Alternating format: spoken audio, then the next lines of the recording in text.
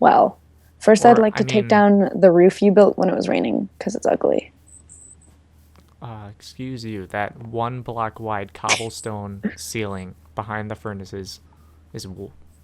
Mm, I almost said it. Mm, I almost mm, said it. mm, It's not mm. that word I was gonna say. It's simple. Wonderful, It's simple, minimalist. It's wonderful. it's robust and It was what's the word I'm ugly looking and I for? tore it down. It's simple, minimalist, robust, and beckoning. It beckons to the past in which people first playing Minecraft couldn't make anything better than just cobblestone builds. It harkens back to the days of early alpha Harkins. Minecraft.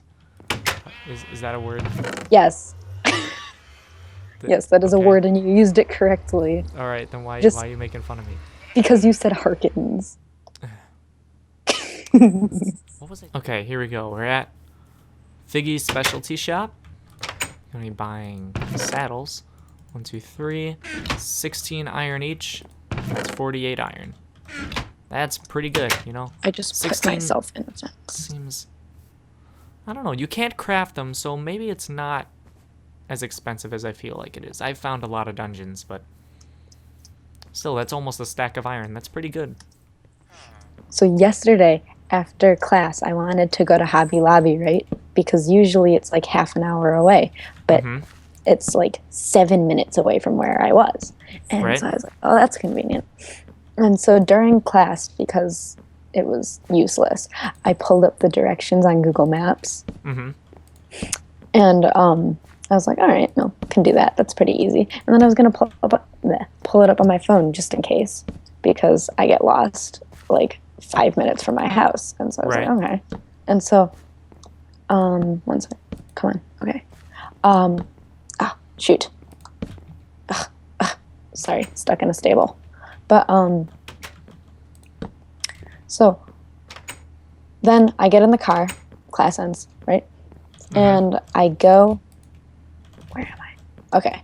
Um, and I get in the car, and my phone is at 20%, and I'm like, it's okay. It's 7 minutes, so I can make it.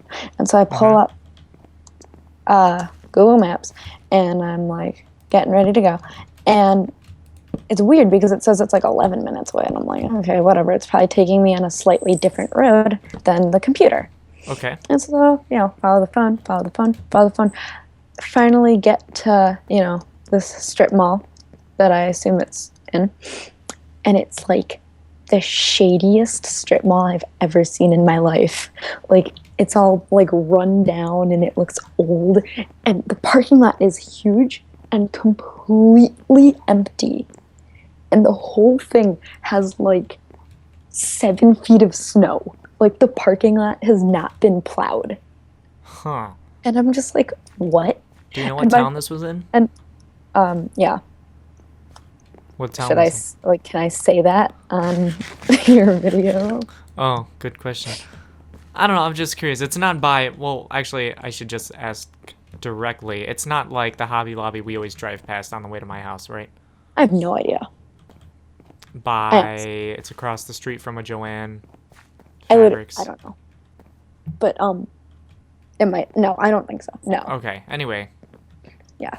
But so anyway, so my phone's like, you have now arrived at your destination, and I'm like, And so I drive around a little bit, and I see I'm at where Hobby Lobby used to be. It moved. Oh, My great. phone took me to the wrong place. It took me to where it used to be. And there's like the giant sign on this place, and like the actual Hobby Lobby sign has been like ripped off the wall. Mm-hmm. But it's like, Mm-hmm. we've moved, and this is our new address. And so I'm like, shoot, like I still really need to go to Hobby Lobby, but now like I look at my phone and it's at 10% battery and I have no idea where I am. And so I need to make sure that it's going to be able to get me where I need to go and back to where I know where I am again so Mm-hmm. that I can get home. And so I Googled the new Hobby Lobby address and I put it in the phone and it's like down the street. And I'm like, all right, I can deal with that. So go down the street. I get there. I swear to God, my phone is at like 2% battery level. I, go in, get the things I need, leave fast as I can. And I just typed in like the first road that I would recognize on my way home and put it into my phone. Yeah. And my and so I'm driving and I'm like freaking out and like the car keeps fishtailing because of all the snow on the road and like everyone's driving 3 miles an hour on 40-mile-an-hour roads. Yep. And I get to the road. My phone says, "You have arrived at your destination," and die. I'm just like, I made it. I'm so proud. Your phone stayed alive just long enough for you. You should be proud of your phone. I am so grateful.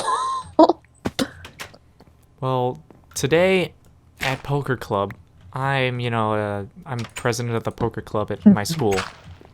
And I mean, I'm not like amazing at poker, but I'm good enough. And the people at Poker Club, we're all not like super professionals or anything. But there's this one kid. Oh, hang on, I'm being interrupted. Oh, by what? A skeleton. Oh. There we go. I'm cool. Thanks for Kill your experience. I did. Anyway. There's this one, I keep saying kid.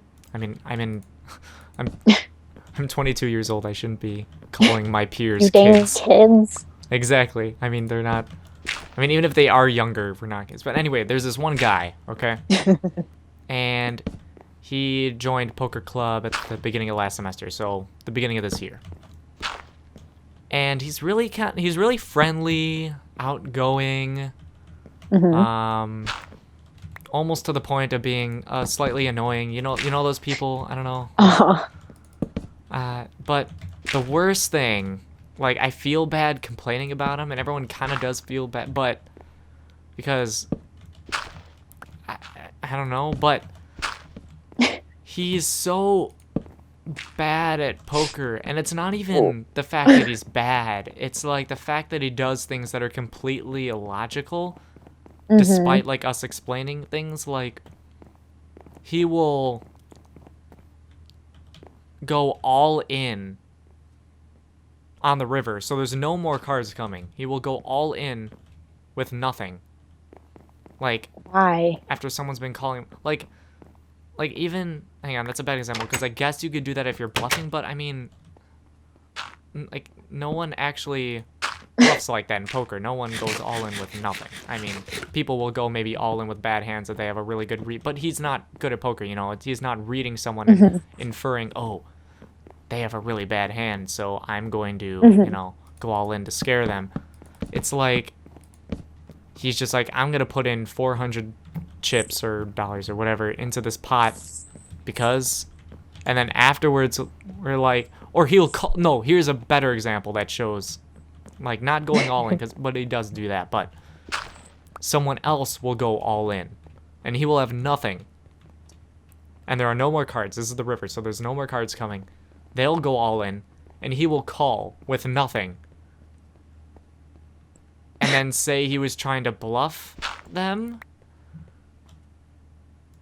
which doesn't make any sense because, he's calling them. He's not, there's no more action. The other person isn't going to do anything. Like, I don't understand. And it's kind of frustrating because he hasn't gotten better. I feel like he's been progressively getting worse. And he just comes and brings either his laptop or his 3DS and plays the whole time, or on his phone and plays other games while I don't understand. And in a game like poker, someone who plays badly like that just makes the whole game unfun for everyone else. Because no matter what you bet, no matter what you raise, 99% of the time he's going to be in the hand calling or betting random amounts for no reason when he has nothing. I mean, yeah, that makes it easy. Like, in one case, he went all in with pretty much nothing, and I had the nuts, and I destroyed him and knocked him out. But you can't play proper poker with someone like that. Like, no one else at the table, unless he's out of a hand, can play proper poker. So it's kind of like he's almost ruining the fun for everyone else. but I don't want to be like, hey, you're ruining the fun for everyone else, because like you can't just say that to someone. Like he Right. has just as much of a right to be there as anyone else, and it's kind of like, whatever. I don't know. It's a tough situation. Here, look at me. Yeah.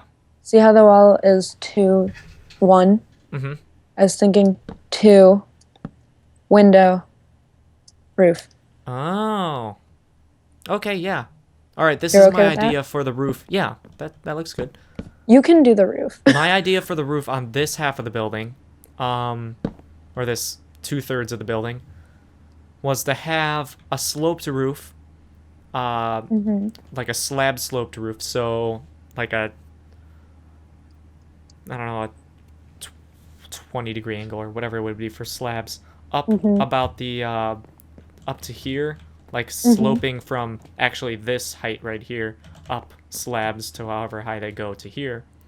hmm And then do that all the way around, and then the center would be a flat roof, but it would be hmm up 1 block higher with fences, so there would be like an inside window, That'd be if cool. that makes sense. The only thing is I'm Uh, not sure what to do here then.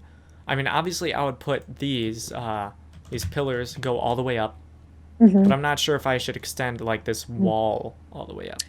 I guess just do the pillars first and see how it looks. Okay, so I'll continue with that then. We got our first prompts for our first essays today. We're going to be writing a narrative. Okay. And so she gave us like a sheet of like 10 prompts that we could choose from. And we have to make the choice, I think, by next Thursday. And so, like, they were fine. And I was like, I could work with this, whatever. But then one of them caught my eye, and it was the worst job you've ever had. Oh. And so I missed. Um, and so I made a decision that I'm going to write the story of the suicidal cat. Oh. You know That that sounds like one, a right? scary story. Do you know that one? Did I ever tell you about that? I don't maybe. Oh I my might God. recognize it if you start telling it, but go ahead. I mean, the viewers probably would be cruelly amused. Oh, I'm sure. I would have hoped I told you this story. You remember our perfect family friends? Oh, of course. Mm-hmm. Yeah, we have some very perfect family friends. Their kids are perfect. Their family is perfect. Everything about them is perfect. Mm-hmm. They have a dog. They used to have 2 cats. One of their cats passed away from old age. It was very sad. And then they only had 1 cat. And at one point, my sister once pet sit for the cat. A very cute cat, very sweet. She would always be downstairs and like meow at her when she wanted to be fed Mm-hmm. because she wanted, she was hungry. And it was really cute. And so this was probably a few years ago now. They were going on vacation and they put their dog either in boarding or with another family member and asked me, would you please pet sit for our cat? And I said, of course, because wow, what a cute cat. And this was around when I first started out my business, actually. So it must have been like 2006, 2007. Mm-hmm. So yeah, that was a few years ago now. And so I get there, first morning to feed this cat. And cat's like not downstairs. And I'm like, that's weird. When my sister pet sit for this cat, she was downstairs, meowing at her, give me food. I'm a cat, feed me. And so I just passed it off and I was like, well, look around, find the cat, bring the cat to the food, whatever, no big deal. And so Right. I'm looking at their house, I can't find the cat. And I'm like, that's strange. And so I ask my mom, do you know where the cat is? And my mom says, no, why would I know where the cat is? And I said, I don't know. And so we email these people, is there any reason your cat's not making an appearance? And they're like, oh, she's getting kind of old. Sometimes our daughter has to carry her downstairs. Oh no. And I'm like, wow, thank you for letting me know that before I came and pet sit for your cat. Mm-hmm. Oh no. And so, mm,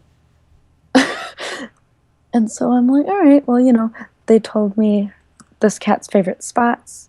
So I figure I'll go check these spots. Find the cat, bring the cat downstairs. So I go back because I'd gone home to try to like figure this out. And so, come on, Dirt. Yeah.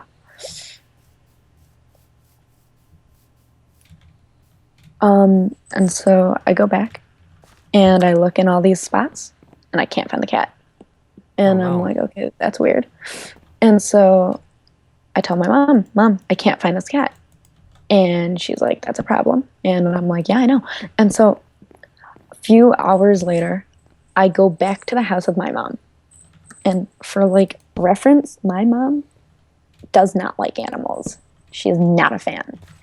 Right. And this house, they very obviously have animals. And so she's just like, ugh. And so we're looking and we're looking and we're looking and we find like cat poo in Of the course. basement and like barf on their second floor, but still no cat. Huh. And the food has not been touched. The water has not been touched. And we're like, okay, this is a problem.